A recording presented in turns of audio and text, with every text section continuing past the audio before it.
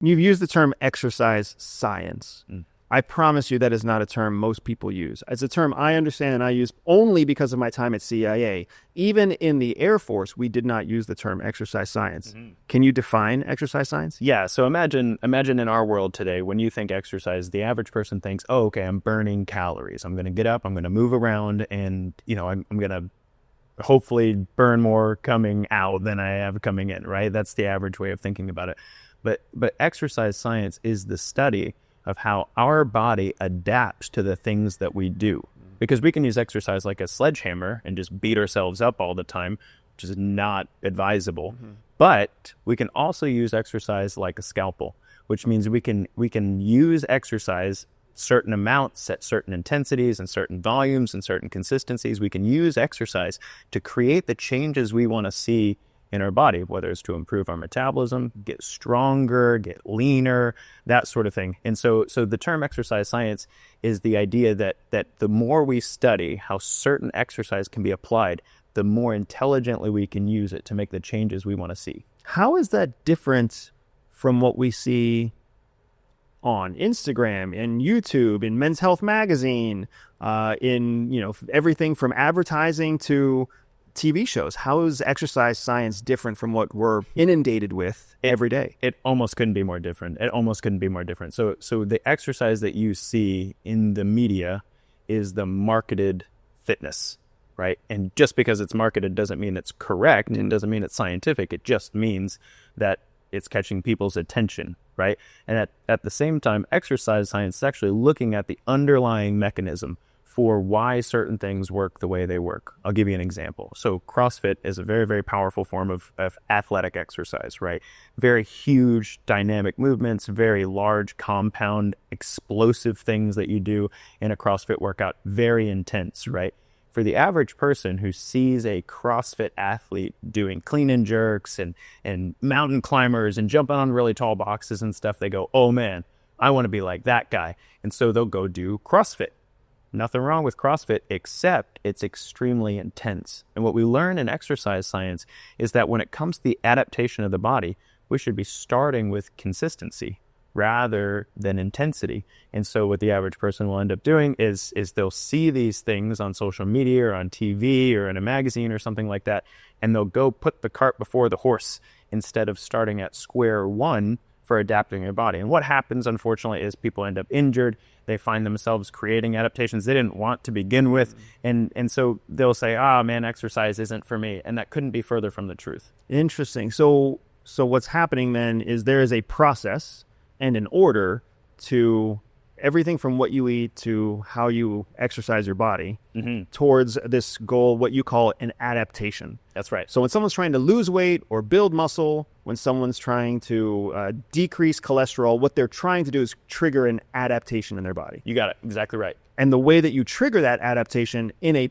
long-term way is through exercise science. That's exactly right. And marketed fitness, whether it's a supplement or a one-trick pony kind of pill, or whether it's a 50-day push-up challenge, it's missing the point, which is why anybody who's ever been on a diet or anybody who's ever taken a 30-day challenge, why they see limited impact in a short period of time and then it goes away. That's exactly right. Yes, the industry right now is driven by short-term results. And the thing about short-term results is, and you could probably speak to the neuroscience of this better than I can, or the psychology of it, is that when I do something and it seems to work for me, now I become a believer in that thing.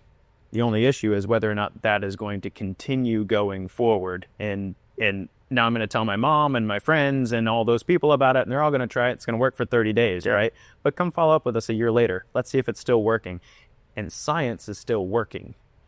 The other stuff isn't. Yeah, and I feel like this is a conversation that's going to be very relevant to a lot of people. If you yourself haven't been through the process of being disappointed by a workout or a diet or a nutrition book, somebody that you love has been. Yes. And in many cases, it's entire spheres of influence that are collectively disappointed in something that happened, because families share issues, families share whenever you have immunity. So families share immunity issues. Families share weight loss or weight gain issues. Genetic disorders. Families share joint issues, muscle issues. This is a very niche area. Your expertise is a very niche area of a saturated market, right? Health and wellness is a saturated market. There isn't a 22-year-old person with six-pack abs anywhere who's not trying to be a health and wellness coach. Right. So why would you do what you do? Why would you throw your hat in this very crowded ring? It has to do with my passion and my own personal mission and my health and fitness. Do you mind if I tell you about it? Please. Okay, so I started, like in my life, I grew up in a fatherless home under the poverty line with a genetic disorder called Ehlers-Danlos. I didn't know I had it at the time, but that meant I was going to wrestle with chronic pain, injuries, and all kinds of other things. Ehlers-Danlos. Danlos. Yes, Ehlers-Danlos. So it's a disorder that makes the collagen of my connective tissue not very easy to synthesize. And so my tendons and ligaments are way looser than they need to be. They don't hold me together like they should. And that's a genetic disorder it's a relatively small portion of the population, about 1% to 2%. I was going to say, I've never heard of it before. Yeah. And the connective tissue, so like a knee or an elbow is supposed to work a certain way. Yeah, so imagine your knee comes together it's three bones. You got your femur, your tibia, and fibula. They come together like this, right? And your kneecap's over top, and that structure is held together by very strong Kevlar-like tissue called ligaments, that's bone to bone, and tendons connect your muscles to the bone. And so all of those hold the knee. And so when you walk and it does its thing, as long as all the connective tissue is holding it together, your knee moves like it's supposed to. Without with overly elastic ligaments and tendons, what happens is there's a lot of slippage, a lot of movement, a lot of grinding. So it's very easy for things to pop out of place. It's very easy for things to get injured due to poor movements over time. It's a very, very painful process. And you grew up with and still have this condition. Yes. How did you find out? So my journey took me, I loved to be athletic, even though I was constantly dealing with injuries, constantly dealing with pain. I refused to be fragile. I hated it. So if I was injured, I'd just I just gotta keep doing what I'm doing and fix it. Like I didn't know any better. Like I'm running and now I can't run. It's like, I'd like to run again. So you walk and you figure stuff out. And so my journey with exercise science actually started by trying to rehabilitate myself, because my mom would take me to the doctor and they didn't know Ehlers-Danlos at the time. So it was like, it's growing pains. Here, take some ibuprofen, stay off of it for 8 weeks. Have you ever tried you have a son. You ever tried to tell a 12-year-old, like, don't move for 8 weeks. It'll be fine. And take a Tylenol. Yeah, it's not going to work. Swallow a pill with water. What? That's like terrifying to a child. Right.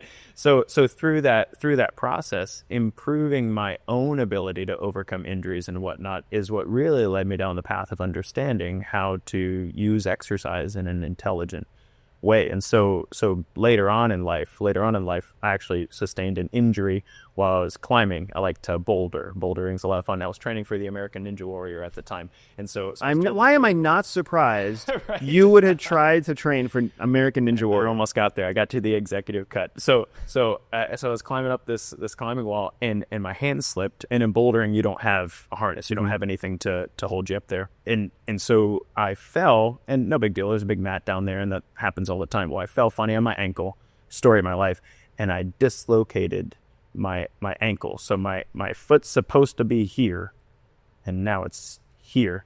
And I looked down, and I'm like, this is not good. And so I reached down, and I popped it back into place. I know, right? I know. So my buddy who was with me threw up everywhere. He was no help at all. So what happened is I dislocated my ankle, and then I had to go to the doctor. What do? You go to the doctor. Well, I went to the doctor, and he said, well, this is the first ankle dislocation I've seen in my entire career that didn't result in a break, because I didn't have any broken bones. Tibia, fibula were fine. My talus was fine. And so he says, Alex, do you have Ehlers-Danlos? I'm like, I don't know what. No, I don't know. Yeah. And what was weird is I walked away from the doctor being like, I don't have time for this. I was in my early 20s. I had work to do and, a girl to love and all that stuff. So I didn't think much of it.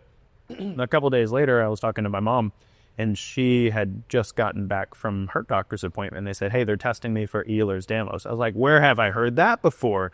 I had never heard of it prior to that conversation with my doctor. And so that led me down the path to going through the diagnostic criteria and finding out, wow, I've been living with this all my life. Like, so many things make sense now.